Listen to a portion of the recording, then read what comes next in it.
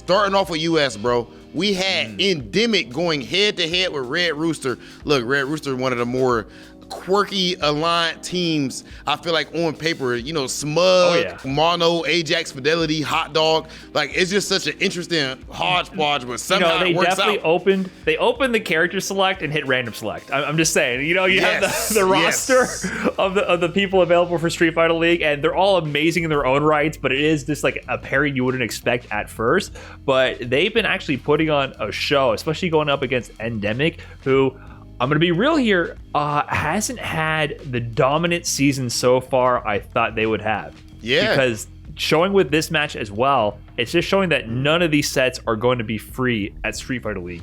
Yeah, I mean, starting off, you had Ajax going up against Sean. Ajax wins 2-1. That was a tight set. This dude is shaping up to have an amazing season up to this point. And then after that match, we had Knuckle Dang going up against Mono. I wasn't sure how that was going to go for Do, but specifically Do being unpracticed and bringing out the Cammy. We haven't seen that Cammy in, I don't know, maybe 2 years now. But the Cammy was still just as crisp, and Do won 2-0 over Mono, vintage form. And then finally, we had the most hype set of all of this, Adam versus Hot Dog. And Hot Dog started off destroying Adam. I'm talking about hold this stand heavy kick, hold these V-trigger 2 command grabs, just absolutely on point, anti-airs, you name it. And then somehow, some way, as Adam tends to do, we've seen him go down 0-2 against somebody on your team already, Brian. Going up against Chris CCH on CLG. And then what does he do? Reverse 3-0. Here against Hot Dog, down 0-2. He brings it back. Then it comes down last game, last round. They have no health left pretty much. Hot Dog anti-airs him with the crouch fears and then goes for the Psycho Axe. Of all things Adam could do, he goes for a V-shift. Not the ultimate V-shift hater. Not the take this out the game. It's too strong and it waters it down. My man goes straight for the V-shift and punishes Psycho Axe with Stand Fierce to get the victory. He does the Tiger Woods fist pump, the Tiger to Kobe, gets hype. And in the interview, he said he does like V-shift when it works for him. And of course, I mean, I appreciate the honesty. Of course, whenever I win, I like whatever tools I use to get that victory. It's all fair and balanced when I win. That's how it always works. It's interesting that Idom has looked relatively human so far in Street Fighter League. And I made that come about Endemic because on paper, I feel like this team just feels unstoppable. They got this victory, but they're still showing that they're human, which is really interesting to see to me. Because on paper, it's just like 2 Capcom Cup champions, Shine in the mix. There's so many strong players on that team. It's like, how are they going to be toppled? But people are putting up a fight, including Team Red Rooster. But, Idom does Idom things and clutched it out in the end. Moving on to UIU versus Panda, this one was also interesting because once again, we have Punk ending up in the anchor position. Earlier on in the battle, NL takes it 2-1 over Nephew in a very strong showing. JB going up against the prototype, the architect of his own style, the sensei. Oil King actually manages to take it 2-0 over Oil King, setting up the tied game between these two teams where it's down to the anchor. Whoever wins this set takes it all. And Punk has been in that position time and time again. And it's like, it's hard to say, does he thrive in that position or does he not? Because it really depends on how the momentum starts to build. Because we've seen times where like the train gets going and Punk gets comfortable and it's lights out for the competition. But we've also seen times where the momentum gets cut short. And DCQ, with his precise, practiced, he plays Urian like he believes in the strengths of this character. He put a stop to that momentum. I'll tell you what, my man Punk in that anchor spot, if there's one thing he's gonna do is put on a show for the people. Because man, he had me dying. Like, they're actually running their match, and Punk is talking about how that I know Xiao Ha told you about me. You never played nobody like me. And he told him he's playing against the Shimmy Master 9000. Clearly, Punk was extremely confident. He's talking his trash, even to the point where when it cuts to the match, you're still hearing Punk talk trash while they're playing. So Punk doesn't mind going into that villain role, but clearly DCQ doesn't mind going up against a villain either because, oh my goodness, that dude is so clutch. His neutral game was looking strong. His corner pressure is out of this world. The way that he uses Aegis is nice. The anti-airs, you heard Kwame bring up on the comms, the fact that just every single time it seems like he's able to get the cross cut, crouch fierce. I know it's not technically that wouldn't be the technical term because I'm not a DP, but you know what I'm talking about. Yeah, it's like Nemo does. Adjusts his spacing, walks just under the cross up, that perfect little pixel walk where if he was a frame late, he would just eat the jump in, gets the crouch fierce, and then usually it trades, which is even worse because then he gets another crouch fierce into the juggle. Yeah, time and time again, if he found that him in that position, he went for it, got the damage, and he capitalized over and over and forcing the switch out of Punk in the end. And it just wasn't enough. I mean, it started off super strong for Punk, but DCQ just kept chipping away, and just Punk never felt comfortable when to press a button. Like, his pressure in the corner was just constantly harassing Punk in those positions. And even on defense, his timing of his button presses, like, Punk just could not open them up. It was really interesting to see how Urian with no reversal, like, that is no longer an option, but just his mixture of timing between block, button, and throw, his defensive options kept Punk unable from closing out any of these rounds, and he was just able to just take the match away. And then, I think you saw the shift in demeanor as the set went on. Yeah, and the chat definitely got a whole lot of enjoyment out of that. And at the end of the day, when you put yourself in that spot, people are going to love when you get cooked too. You know, I've been on the receiving end of that sort of thing myself. Man, so it's part of the show. It's a great show. Love it or hate it, at least you care, right? So Punk, you know, like I always respect that about Punk. You know, sometimes does he put himself in a bad position and he comes back to bite him? Yeah, sure, but you know, I love him for that. So at least it's always putting on a show for the people, win or lose. So DCQ was hyped too, man. As far as when I asked him in a post-match interview what he felt about going up against Punk there, and he just immediately says, "Easy cake." Oh. So, you know what I mean? The fact that he said that, you can see the type of energy that he's bringing. He did the same thing in Shanghai, won that CPT, and then tweeted out easy cake, and then here against Punk, you see the same type of energy. And, you know, he puts his money where his mouth is. How long before he has to come up with a new catchphase? How long could that one last? If he keeps winning and it's easy cake every single time? It's always easy cake. Nah, I like that. I feel like that works. It's not bad. It's to the point. I do respect it.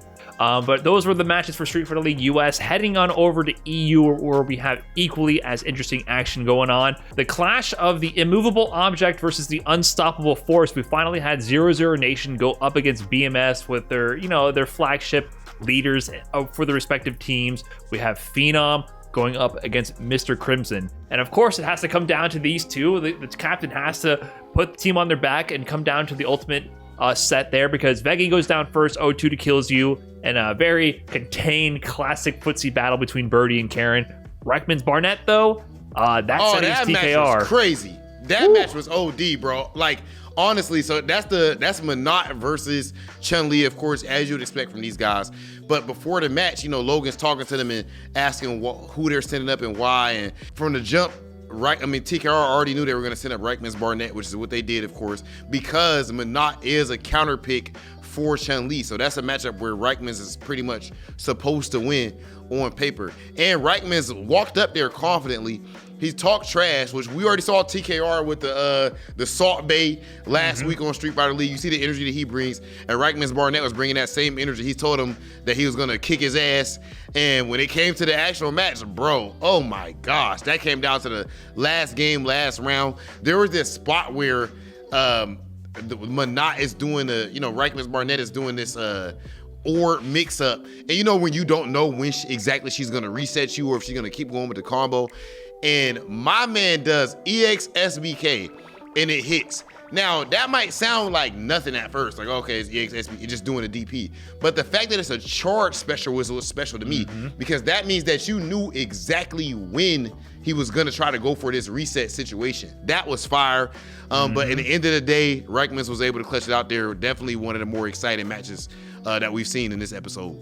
Right, and that tied up the teams between the two, so then it came down to Phenom versus Mr. Crimson, which we had been talking about. When is this match going to happen? Because they're both undefeated up until this point in the Street Fighter League season. So one of them has to go down. There's not going to be any overtime. Whoever won that set in that moment claims it for their team. And so we were speculating who would win, right? And, well, we saw. We found out. Answer to that. We got our answer, because Phenom goes first with the Nikali pick against Mr. Crimson, of course rocking the Sim. That's his signature character. And it felt like an interesting pick on paper. We saw Phenom demonstrate how the air approach with the dive kick and throw off the Dalsum anti-airs and forced him to do air-to-air options, but he just wasn't able to close out any games. He got around each time for the first 2 games, and Mr. Crimson was just closing out these rounds and mixing up these options. He goes to the Luke for the final game here, down 0-2. He needs to make the clean sweep 3-0 comeback in order to secure the win. He gets close again, but man, it comes down to the final round position, and we even see Phenom desperately trying to gain any advantage he can. He's down on a few hits left. Just a few stray limbs from Dalsum will eliminate him from the team battle. And he's like whiff punishing every limb from full screen with sweep. He's like, all I have left is full screen footsies. I need to play perfect footsies against Dalsum from full screen to stay alive here. And he actually manages to bring it really close to the last interaction by just doing sweep on the limb, just whiff punishing from full screen. But in the end, Mr. Crimson finds the right buttons with Dalsum to close out the battle. And yeah, we got our answer. Mr. Crimson, he's currently, I believe, the only undefeated player, if I'm not mistaken, so far in Street Fighter League EU. Mr. Crimson, I don't think he adds an extra chip to anyone's shoulder. He just goes and cooks everyone. He is performing as the strongest player on Street Fighter League up to this point. But we are still early in the season, and there's a case to be made for Phenom. There's a case to be made for Mr. Crimson, Problem X, even Luffy, which, speaking of, that's someone who was involved in the next match that we had on Street Fighter League EU this week. We had Team Mouse head-to-head with Team Go, and that's automatically going to be a fire one. From the beginning, we had 4 fields going head-to-head with Valmaster, but Valmaster's Chun proved to be too strong there as he won 2-0 over 4 fields. GG Valmaster. Showing why he is that Chun-Li, in my opinion. I mean, like we mentioned plenty of times, he kind of took a hiatus in the beginning of Street Fighter V, but he was that Chun-Li in Street Fighter 4, and to me, he's that Chun-Li once again, showing how strong he really is in Street Fighter V. But the next match was very interesting, not just for me this time, I think for a lot of people. We had Broski up against Akainu. This is a battle of people playing with, doing what their hearts will them to do. Broski was a Dalsum main. He was Dalsum main previously, switch over to Oro for the funsies, and Akainu has one of the best guys on the planet, but he's been rocking Dan pretty consistently in Street Fighter League so far. So we had Oro versus Dan. I gotta admit, strategically, I think Guile would have been a way better pick than Dan, not only for the matchup, but also because Broski also plays Dan and actually knows the character, so you're not going to surprise him too much with any of the V-skill pressure or gimmicks. And on top of that, Broski pretty much just said, hey, every time you get me on a block string, I'm just going to EXDP, because I know after you finally get through my wall of zoning with, your lackluster zoning tools, when you finally get in, you're just going to go ham on the V-skill cancels, try to pressure me as much as possible. Time to DP. I'm out of there. So Broski kind of handled that match pretty well. The most interesting part of the whole match was at the end when he activated V-Trigger, he had 4 dinosaurs out of 5 items. So if you're an Oro main, you know exactly how awesome that is to see. So congrats to Broski for winning that match 2-0. But it leads into our title match, Problem X versus Luffy. So Problem and Luffy, that's one where, of course, you can't really call which way it's gonna go, but one thing that you can say for certain is that Luffy is going to bring out his signature forbidden jutsu, and that is, of course, the double dash command grab. Only the most disrespectful and horrible human beings on earth would do such a thing, like the Knuckle Dudes, the Luffys. And we saw that here multiple times. I'm talking about like even in clutch situations. But one thing I don't think people notice is that he sets it up in an interesting way.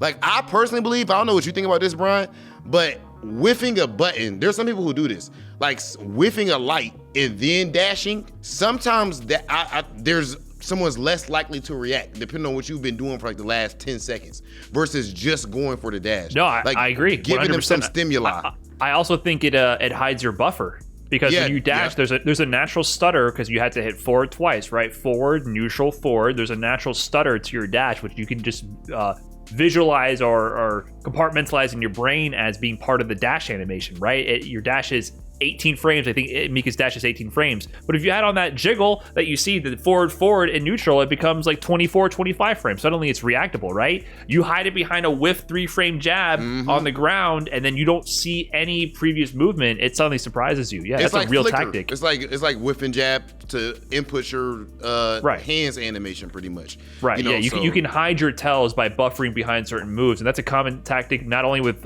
Mika, with Urian players. Nemo would do that with Urian all the time. Whiff, crouching leg kick or jab, and then dash up in your grill, counter hit medium. And yeah, Luffy uses that to great effect. Problem X Alex, obviously, it's still amazing to see Alex being played this season. We're not seeing him as much as I thought that we were going to see him once he got his adjustments, but I'm glad to see that Problem has been sticking it out with him and putting on great performances. But here, losing 3-1, so it was convincing for Luffy. So Problem X just wasn't really in control this whole set, and I think that's the idea of his Alex pick, is I'm trying to slow things down and control as much as possible. But Luffy was not having it. He slowed down when he had to, but in between those V-trigger activations, it was just ham 24/7, and he definitely just brought the pressure to Problem X, and he couldn't slow it down. But I think the big story here, France is easily top 3, top 4 region in the world. Both these teams that won this episode are French teams, right? And we have players like Luffy, players like Mr. Crimson, Valmaster showing up and taking down the CPT qualifier from UK 2-0, right? We just see the level of caliber of the players from France.